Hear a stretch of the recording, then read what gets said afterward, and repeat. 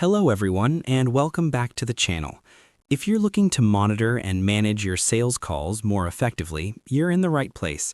In this video, I'll show you how to track calls in Hubspot so you can keep better records of your customer conversations and improve your overall communication strategy.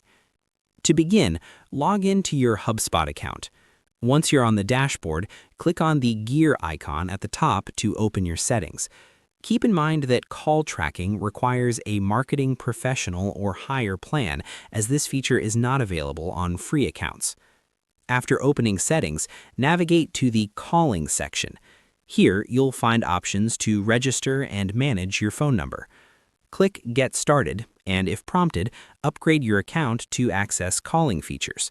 Once upgraded, go to Call Setup and enable call recording. You can then add or select a Hubspot phone number to use for tracking and logging calls directly within the CRM.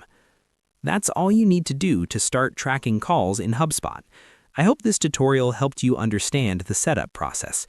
If you found this video useful, don't forget to like, subscribe, and check the affiliate link in the description to get started with Hubspot. Thanks for watching, and I'll see you in the next video.